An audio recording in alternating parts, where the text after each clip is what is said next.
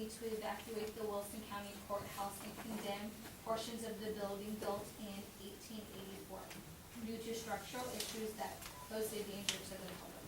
A lot of these structural issues were brought about by inferior bricks and inadequate foundation for the building of that size and subsequent piecemeal attempts by commissioners' courts to help the building remain viable. Now we are where we are today. What assurances can the public have that these days of moving along slowly are over and that these proposed repairs to the courthouse actually will be more than just temporary fixes? Well, I guess that's where our architect would come in. We've have spent quite a bit studying the foundation of the courthouse, the excavation of soil, drilling of the well, the testing of the bricks. And the plan basically to stabilize the courthouse is to go in there and take 4 to 5 foot sections out around the courthouse. Keep in mind, the courthouse is kind of like a pier and beam. It's not a slab. It's on bricks that go to the ground. We got about 18 inches of brick. And so they're going to go in and take 4 to 5 feet out, replace it with concrete and steel, like kind of a sawtooth method, around the courthouse, and then come back and replace that. And it's bonded work and so forth, so on. I know there was a lot of people that, when the damage comes, said, well, it'd probably be simpler to tear the courthouse down and rebuild because it's of the, and Mr. Thorn has assured me that to construct another structure of that same magnitude would be probably $20 to $30 million to do so. To repair that, that north wall will have to be, correct me if I say anything wrong, the north wall will have to be removed, and along with the method that I had stated there. As he said earlier, the rest of the bones of the courthouse are in good shape. And he used the term, I don't know how many of us will be around to make sure, but he said, once we get done with it, it's good for another 100 years.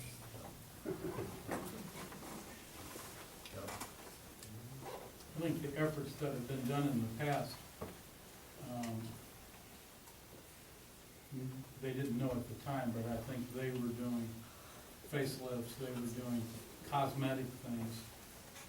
We've gone in and looked at the bones and determined what the problems are. Not a piecemeal fix, not a one-time fix. When you get the structure stabilized, then you've taken care of the majority of the problem. Where we have bulging walls, those can be and will be corrected. But if the foundation, anyone who's built a house or knows anything about building, if you're talking about building a road, if you don't have the right foundation before you do your road, you're in trouble. If you don't have the right foundation for a house before you build a house, I don't care how nice the house is, you're in trouble. We have a foundation that has been a problem for years, and I don't think we've ever looked at it to this depth because we being all of my predecessors, didn't realize how big a problem we had.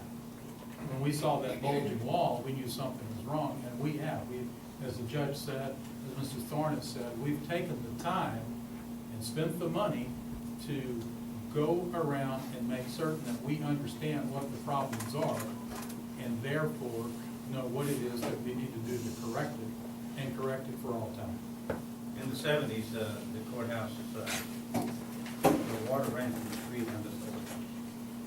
The commissioners at that time did a very neat project there. They took and cut away from the courthouse and away from the street. If you notice, it's like a U shape out from the courthouse, and that was to direct the water away from it. The water is what did the majority of the deterioration, whether it be from the old clay sewer pipes or from the rainwater. That's what caused the deterioration. Where the stucco was at, actually protected it. It's kind of ironic that Guadalupe County's courthouse was built at the same time by the same architect. And in the 1930s, when our courthouse was stuccoed, theirs was torn down. They tore theirs down and built nothing. So it's kind of just a thing. So generally then, what will we be looking at as a time frame for start to finish for all these projects, if it is indeed funded? I think Mr. Thorn could probably better answer that than myself. Depending on the schedule when we start and finish, obviously if we start on the courthouse first, since the last couple of weeks, we look like we're almost certain to be able to get some financial aid from the Texas Historic Commission. They've been awarded some emergency grant money for courthouses around the state. So we're putting a master plan together to look at, to obtain monies to help us with the existing courthouse stabilization work. We're probably looking, and again, depending whether one starts before the other or they run concurrently, you're probably going to be looking overall at probably around an 18 months to 2-year program.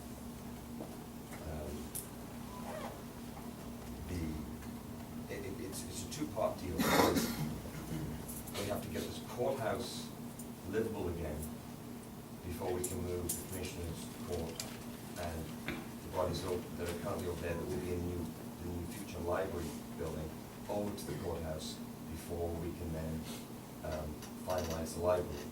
The new Criminal Justice Center, that can happen conjunctively at any time. And so that's the plan, is just trying to get our existing courthouse up and running as soon as possible.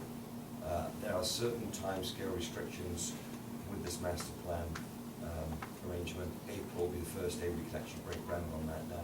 If we have the ability to take monies from them, and we don't want to say we don't want it, if it's available, April will be the first day that we can, April 24th, I believe, we can actually take funds from the state. In the meantime, though, we could be moving on with the new criminal justice facility for the courtroom, Davenport, the probation, district attorney's office, district clerks. So if we break ground on May the 1st, let's say, on the old courthouse, do you see that being a year? How long would you anticipate? First thing we'll do is we'll check the water, or the dog tooth arrangement that the judge talked about, of excavating up around the building.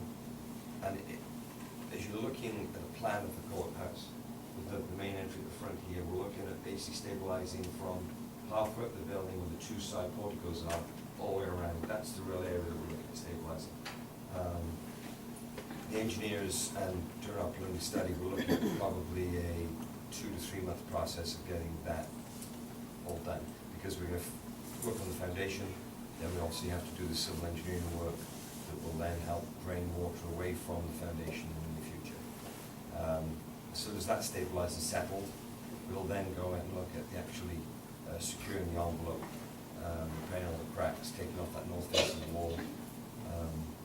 So I think that, and then as soon as the envelope is set, then if the funds available, we'll go in and actually remodel the interior. So I'm thinking the exterior envelope will probably run about a 9 to 10 month process, with the interior being around another 6 months maybe. That's dependent on all the information we know right now, with the bricks that we know right now. We know there's some settlement in certain areas where the wall is deflected. That's caused, it looks like it's caused settlement and failure on certain floor joists and floor beams that will need to be rectified and fixed.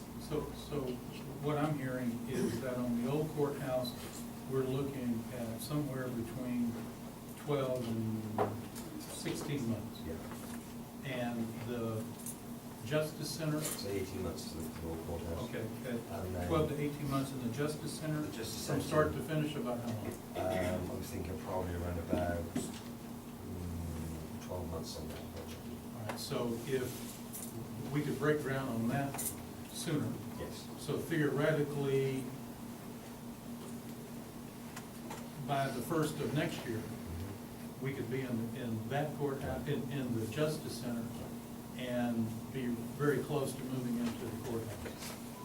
And then the library The third part. would have to follow after that. just to restate, because everyone has to move back into there to do the lighting. Does that make sense, will it? Is that clear? Yes. It's a bit of a moving target until we establish, okay, we start here. One can work with the other. The one that the crucial element obviously is getting the existing courthouse fixed to move, so we can. So even with 10% over, you're looking at less than 2.5 years. Yeah. All right, our last question before we open it up is, if the voters choose not to pass the certificate of obligation, what is Plan B? Well, Plan B is that we budgeted funds from the state court, which is basically our reserves, to do the stabilization of the courthouse.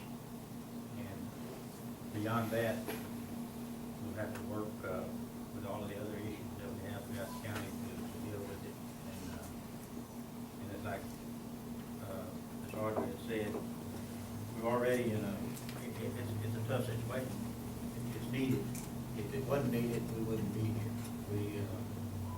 We have worked, I've been here since 1999, and like I talked about a while ago, with the pharmacy and the change in there, I did everything I can and know how to save every cent I can for this county and still be efficient. I know it sounds canned or corny, but my motto's always been, I want the best quality of life for the least amount of taxes. And that's what this does. This is the best quality of life for our county for the least amount that it will ever be done.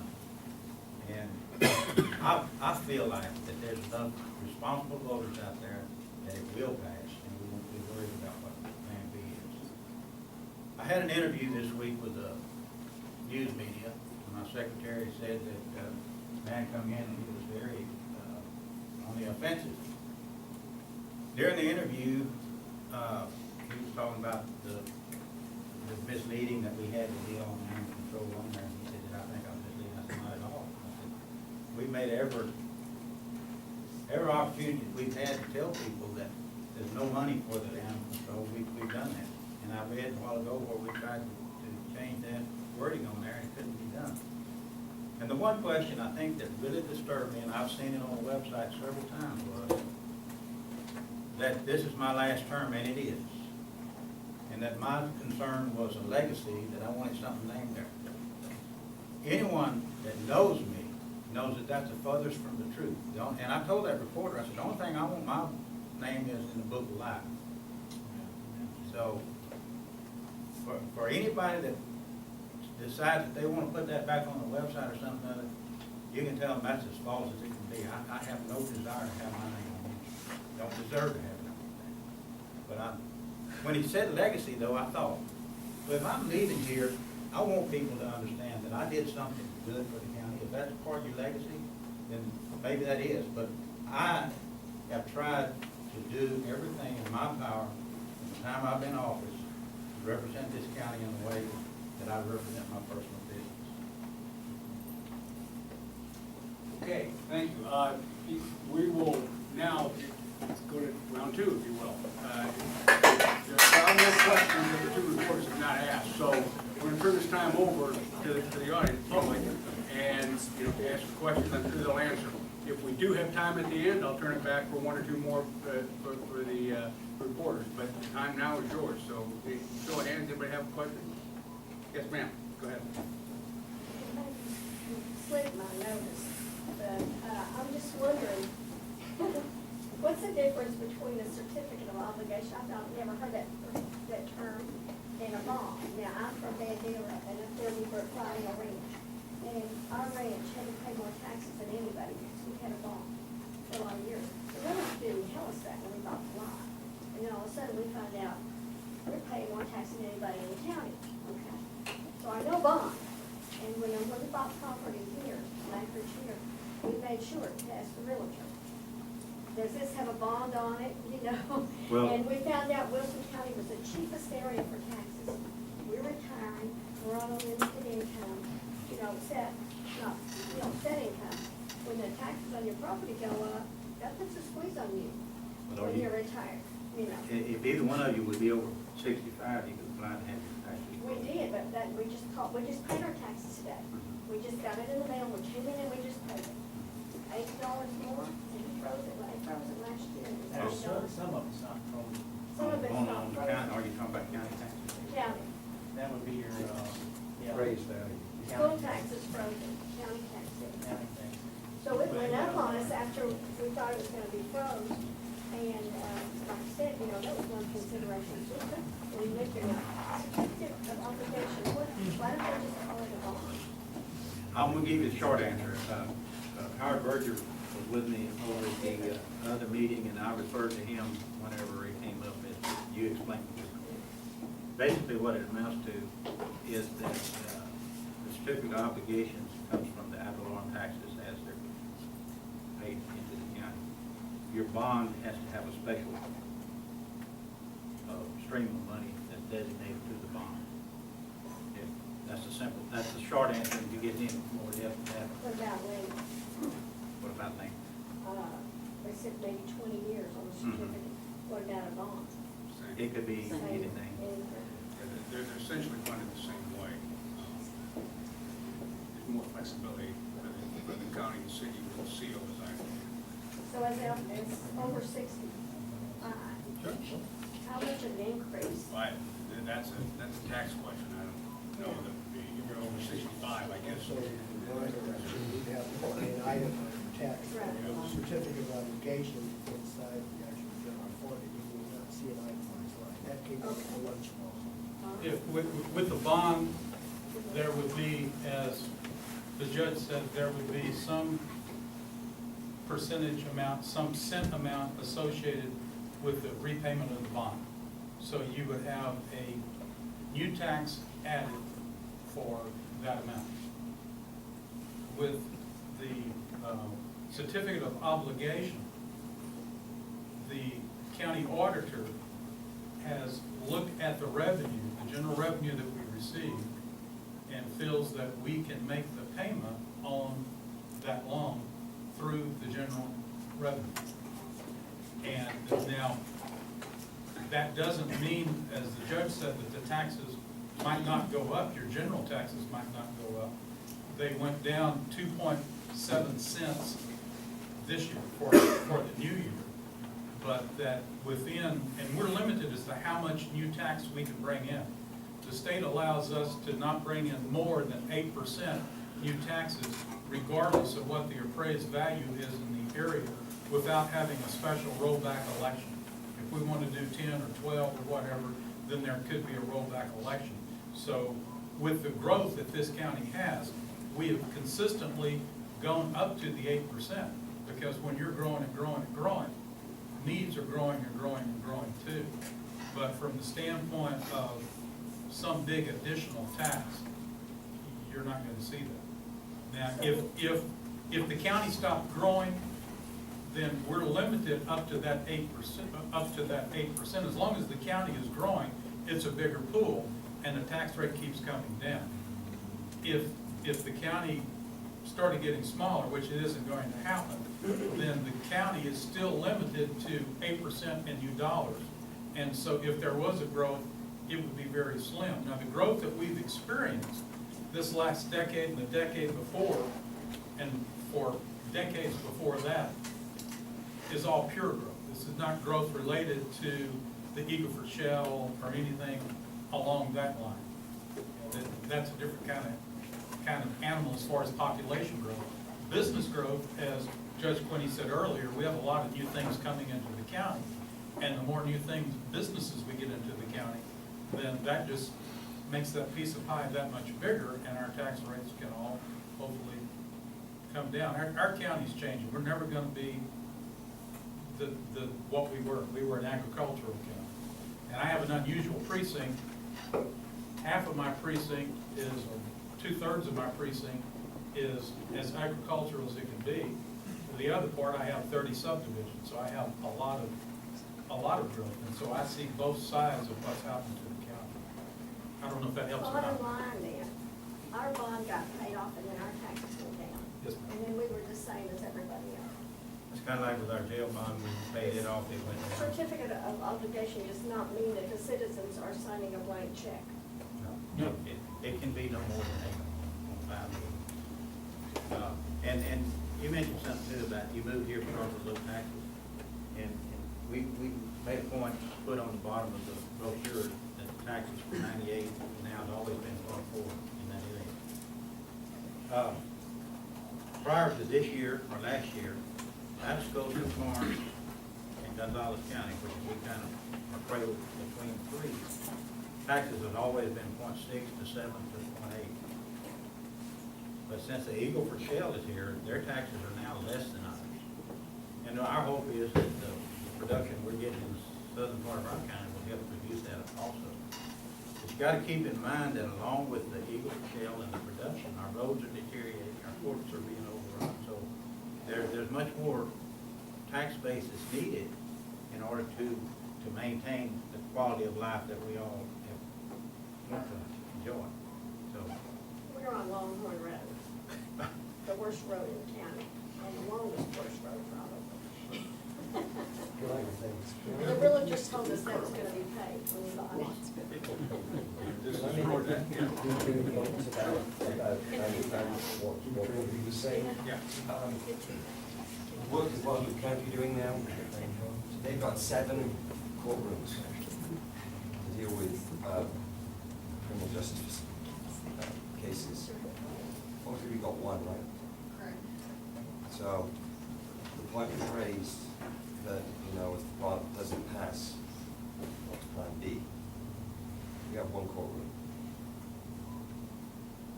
Just something like that. We don't even really have that. We have one JP. Okay, next question, Joanne. Okay, I like to refer to the financial side of it. What concerned me and stood out was when you said, and I believe it was Commissioner Wiley, if there is excess funds for the first 10 years, it cannot be applied towards the principal. Okay, A, is this a variable rate? And if it is a variable rate, is there a cap on the variable rate? It's not a variable rate, it's fixed rate. And what is that fixed rate? it changes, it's down, what, When we began this, it was like 1.2%. Okay. It was very low. and one explanation as far as people wondering why we attempted to do this without an election, that was a simple reason. Because if that goes up a point, it could cost $1 million over the term of the thing. But to tag to that question, is that from a bank or is that from a bond house? Because I think it's small enough that it would have to be from a bank. It's a lending institution, but it's not a I had an regular bank. I don't really know the answer to your question, but I had an individual ask me the other day if they could purchase the bonds or the certificates. Judge Quinney, so we're borrowing money, but you're not sure where it's coming from? That's right. Well, no, I can't tell you, as I sat here, the exact institution. We're dealing with the same firm that we dealt with when we did the bond for the jail. So this isn't someone we found on the street corner. It's a reputable individual, and if I had anticipated that question, I could have got the answer, or had the answer for you. He will be taking bids from the different organizations. No, we don't know where it's coming from. Is it like a broker, much like a It's a broker? broker that will get us the best deal that we can get. Right. Okay, and how do you know then, if you don't know the specific, you're going through a broker, how then are you aware that you won't be able to apply any excess funds to the principal? Because Did they already tell you that? Yes. That's gonna be part of the contract no matter what? yes, they told us that for 10 years, you cannot accelerate the payment on the loan, but the interest rate is very, very low. And whatever the interest rate is, whenever this is approved and we go forward, then that's the interest rate that will be locked in, but they will not lock one in, open-ended. It's just like on a mortgage, I guess. Exactly. So you sign on the dotted line, Exactly. raise your inflation. I'm Exactly. just, I love you. No, you're right. Thank you. Okay, next question, Jim. Judge, Commissioner, I have a concern it covers. Now, that surprises us.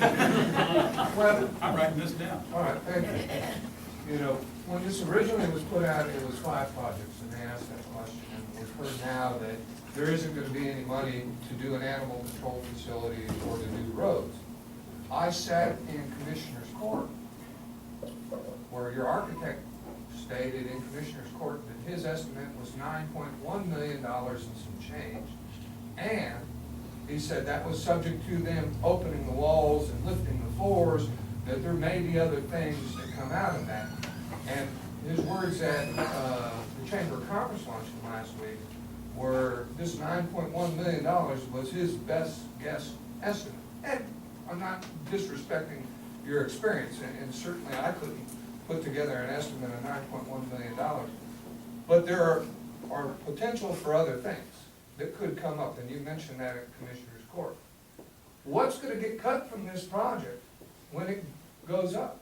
We're already at 9.1, which is $600,000 above what this bond issue is. What else is gonna be cut should something else have a cost over?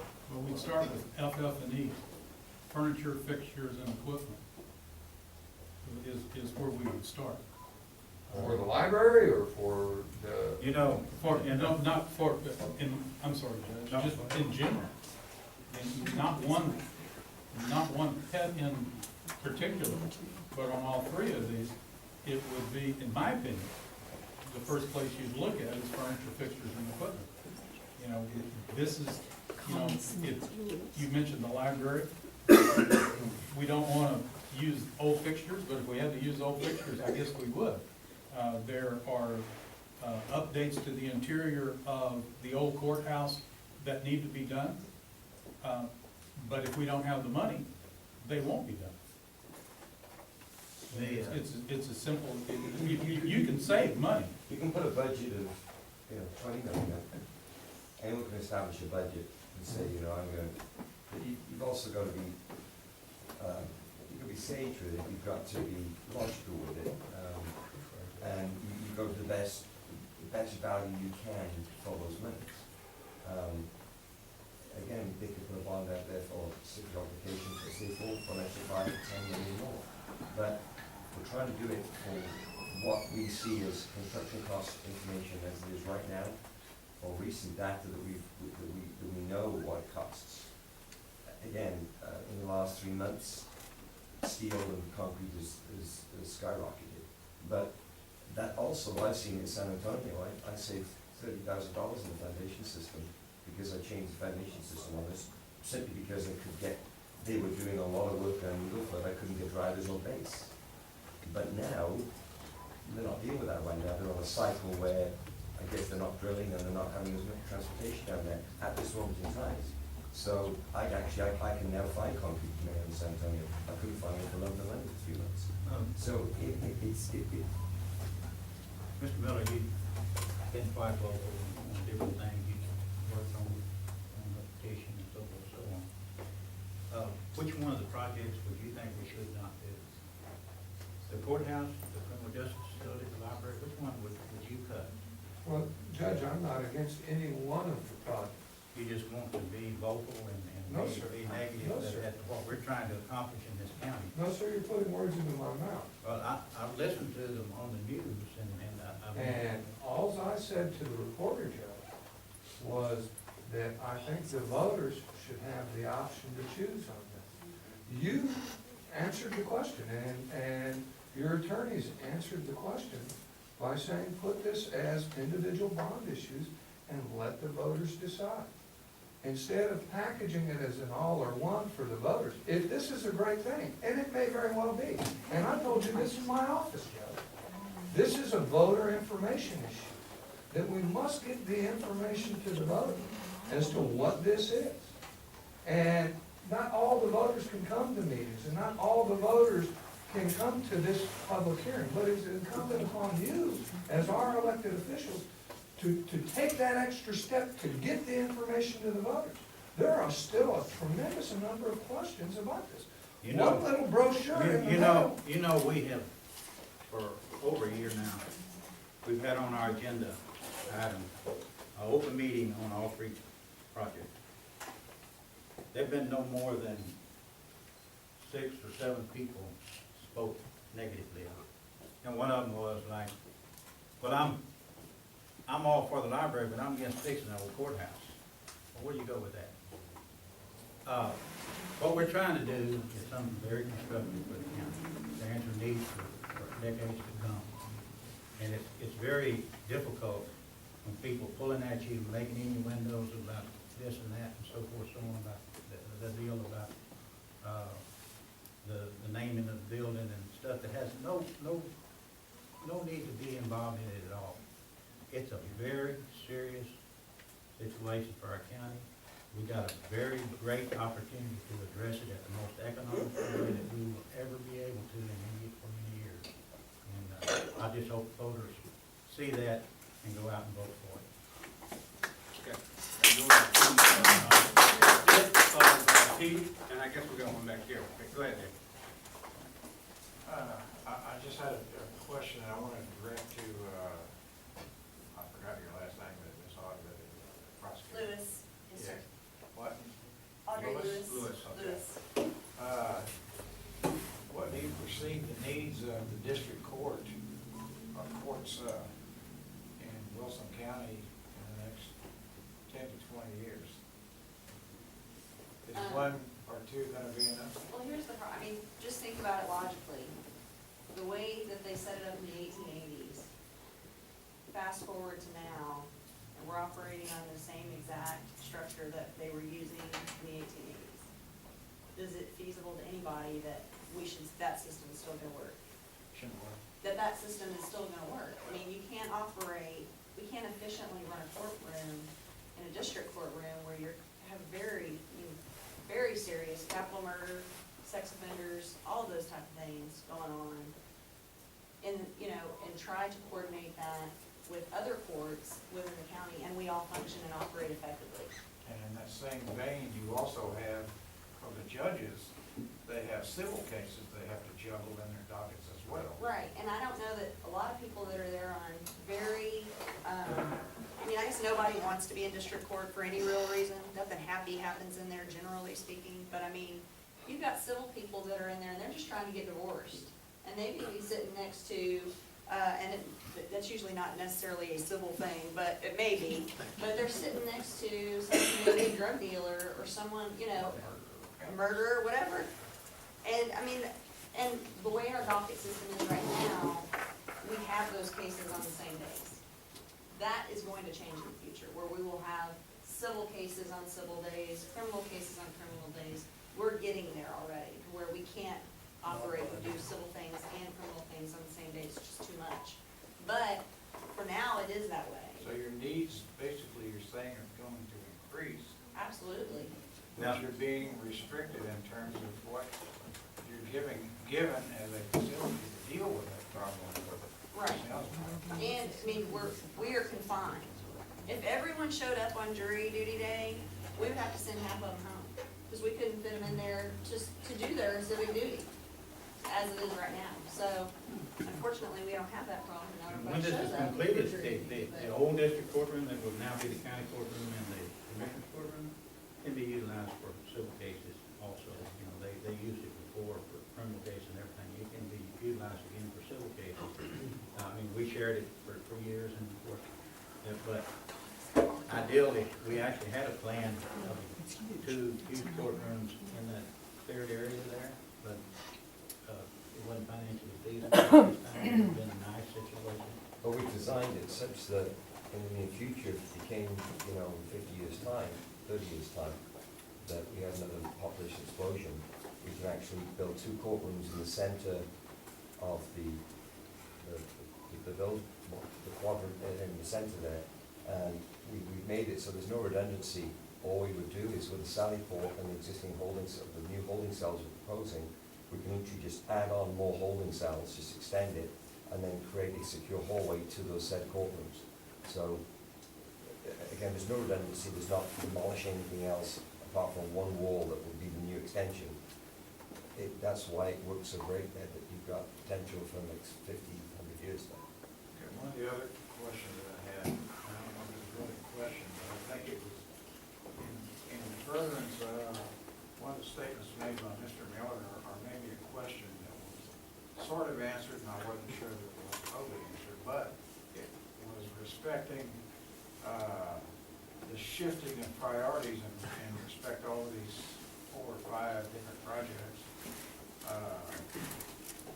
And it sounds like if the cost starts rising in respect to the rehabilitation of the courthouse, then some of the other funds are going to start decreasing in respect to some of the other projects, whether it be the county clerk's office, or whether it be the library, or whether it be some other facility. It sounds like somebody's going to suffer in this process if these unknown costs in the courthouse rehabilitation itself starts increasing rapidly. That seems to be the unanswered question in respect to There's many one of questions. Mr. Miller's questions earlier. There's many questions that there's not an affirmative answer to. Mr. Thorn made it clear the other day that these estimates that have come in so far, he still has the original estimates in mind to work toward. There's still other opportunities to take other bids and so forth, so on, to see that it gets down. It's gonna be our goal to make all 3 of them very flush and very, something we can be very proud of for Wilson County. But the statement was made that once they start tearing things out and looking into the guts of this thing, they don't know what they're gonna find. Well, And that always indicates that the price is gonna go up. well, you gotta remember that many of these statements are being made, I mean, we're getting the most negative feedback that people can come up with this, because some people have political aspirations and so forth, so on, that they're trying to promote themselves above the good of the county. I don't know how that has anything to do with what we're talking about. Well, what I'm saying is, you're talking about what things are said and what they have to do with the different projects. But those things were said by yourself and No, the other council. I did not say that, but what I said was, just got through saying, that he said, we're still looking to keep the original price that was there. The estimates that come in have driven it to that. That doesn't mean that's the final estimate. You can look at it from another point of view. We did the Guadalupe, criminal justice center then Guadalupe County. It's all 75,000 square foot, 3-story full furniture building. And we modeled the first and third floor with the second floor as future expansion. We actually finished that facility on budget. That was an existing facility. You need to speak up a little, so I can barely hear you from right here. All right. They can't right there. Well, what I said is we got a 3-story criminal justice facility in Seguin. There was an old furniture building, and we remodeled the first floor and the third floor for county government, and that project was finished under budget. So there's another comparison right there that you can look at it from the dark side, knowing we didn't know what we were getting into there either, but we finished under budget on that one. I think his biggest concern is the library. I think he's on the library board. Do you have any anticipation of cutting anything from the library at this time? I mean, it's pretty much, I mean, about the only thing that we've discussed was the sidewalks for the, what do you call it, the outside the terrace there, you know, where. With the covered awnings up the side. Right. Said that if we fall short, you know, on funding there, that we might put the envelope in just so it can be added as we go. But that, I mean, the goal is to put it all in. You know. This has been really, in my opinion, I've never been involved in anything like this. When I was in the retail world, I built a lot of stores, opened a lot of stores, remodeled a lot of stores, but this is a different situation. But in my estimation, this has been pretty well thought out. I mean, we've looked at all these areas. This is not just an happenstance sort of thing. From, you know, we know pretty well what's gonna happen with the library, because we know what the structure's there, we know what we're gonna do. We know pretty well what's gonna happen with the district court, because that structure's there. We've gone in even and taken a look, x-rays essentially of the slab to be sure the slab in the old cafeteria is solid enough to accommodate what it is we want to do to it. We've looked at the old courthouse, and I'm using the term "we" loosely now, but we have crawled under, and we've crawled inside the ceiling, we've been on the roof, we've been all sorts of places. We have a pretty good idea of what we're gonna find. And I think there, from the standpoint of the budget for the courthouse, there's a little extra there just in case we find something that we don't know about. But until you get to where you can start tearing things apart, you don't know 100%. But we've looked close enough to where I don't think we're gonna be surprised or shocked. Now, I'll say that, and we'll be surprised and shocked.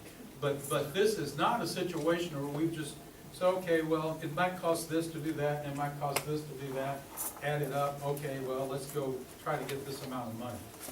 That's how, when I hear it sometimes, that's how it seems that some folks think that we've done this, and it's just the opposite. We've done as much We have, as step much- by step, we have looked. There's a set of plans on all three. We've done as much due diligence as we could. What is the amount of money that can be received from the state? Do we know? You mean tax school? You mean for the reserve? grant? Yes, Oh, for grant. Well, that's what they're alluding to. Oh, There's 4.2 million that they have from the state of Texas for emergency funds. So can we apply for the entire renovation cost? We're talking about 400,000, not 4 million. Now, Mr. Lyndsay, working with them, asked them for $750,000. Yeah, that's what I'm asking for. I had an opportunity to visit with Senator Davenport from San Antonio, and she, I told her when I was talking to her, I asked for a favor that she call the historical commission.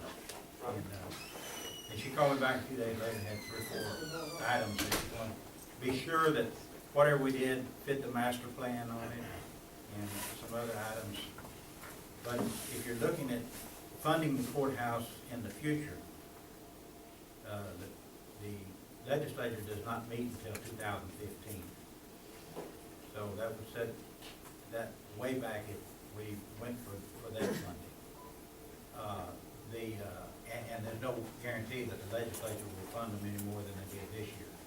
The funds, and she also stated that one of the reasons that we probably only get $400,000 out of it, which, I mean, $400,000, $400,000, is that Duval County also had the same situation that they would need funds for.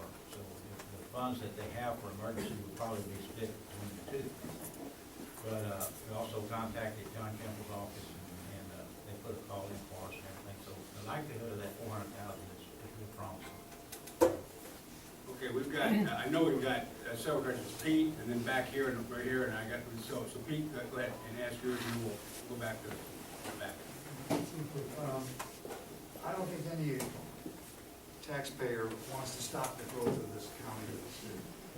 I think, coming from the outside and just looking, when I first heard about the $8.5 million, and I saw what it was budgeted for, the question came to me of, what justification do we have to do it all at one time? That, I understand there's a need for the courthouse, I understand there's certain things to prioritize for these type of expenditures. Tripling the size of the library, I don't know what justifies that. $200 a square foot for the courthouse, is that a good price or a bad price? As a taxpayer, those are the questions that I would have. The question you asked Mr. Miller, I would ask you, is that if you did not have everything to do with the money that you were given, what would you prioritize to do? You know, it's kind of like asking which one of your kids you love the most. Because each one of them is very important in its own way, and each one is kind of like a domino effect. The courthouse itself, the historical courthouse, that's where county business is carried on and has been for many years. As Ms. Audrey at the pointed out, and I think very ably, the need for the judicial structure that's there. The library itself. And I'm gonna deny that I didn't feel a whole lot like you did as far as the library. I would get a call from the library to go visit them to see, look, we need more space. And I go in and I say, yes, you do, I agree with you, you need more space. And then they say, well, we want to pass a bond to build a 20,000 square foot building. I said, we don't need that kind of space. And then we went back and forth, and so nothing happened. But when the opportunity came that the building that we're in now, that we would be moving back to the courthouse and that would be available, the library looked at that and said, that'd be great, that would work. And it's the same things I pointed out a while ago as far as the people that's attending school in San Antonio, the young folks here in town, and the homeschool utilize the library a great deal. And like I said, if anyone has any doubt about it, just in the afternoon, go in the library there and look at the people that use the computer hookups that's there, and how utilized it is. And as so many people said, and I'm not just using it because it sounds political or whatever, but education is going to be our ticket to the future. I mean, we need these kids as much education they get to get it. We need that courtroom over there to hold trials in, because we can do it with some dignity. We're dealing with people's lives, either that have been, people perpetrated them, or the people may be on trial, may be innocent. But what I'm saying is, we need a professional setting for that to be held. Our 1884 courthouse is, you look at all the signs outside the city limits here, or wherever, the courthouse is the centerpiece of Floresville. It's been fenced off since 2011. All of them are very critical. And by putting one off to the next time, when the interest rate is the lowest it's going to ever be, when we're getting all three to what many places are building their courthouse for, it just doesn't make any sense to me that you would not move ahead and do it at the most economic time you can do it. I guess that goes back to the original thing too, of the courthouse. So if the courthouse sat for 2 years, why wasn't anything done up until now? Why was it bundled together with everything else to be done? I guess those are the questions I would have. It's been a process. I mean, just like I said, we've excavated dirt, we've drilled wells, we've done everything to make sure that we're moving forward in the most professional way that we can to answer the needs, so that when it is done, it's done where it will be there for years to come for the citizens. There's a timeline to that too. Stand up so you can hear me. There's a timeline to that they moved out the courthouse, they solicited professional advice, they moved out the courthouse, sketched up. Kevin now went into discussions with, what do we do now? And that's when they started interviewing architects, and that's where the process began. So but as part of that, as part of the time of the testing of the investigative work that was done, that was a 3 to 4 month process all of itself. By the time we dug trenches, we did well testing, we did great testing, climbed all over the building, up in the roof, beneath, wherever we could. And so it doesn't happen overnight, unfortunately. So but there's been no real downtime that I've seen since I've been involved with the county, and from what I've told before I got involved. Last question I have, is this the largest certificate of obligation this county's ever assessed? It's the only one. The jail bond, I don't know, certificate of obligation, the jail bond, but it was just like paid off. It was a 15-year for $4 million, I think it was, back in '93. So this would be the largest hospital. This would be the Oh, yeah. largest. It was. And Gordon County went through certificate of obligation route for all their work as well. And where do you live? Wilson County. Okay. My neighbors. You, any question here? Yeah, Mr. Quinney, thank you for having this, by the way. My wife and I have one concern, and we brought it up to you, and I know you addressed it, but I'm sold on the fact that you guys do need a new courthouse. I mean, it is obvious you guys need space.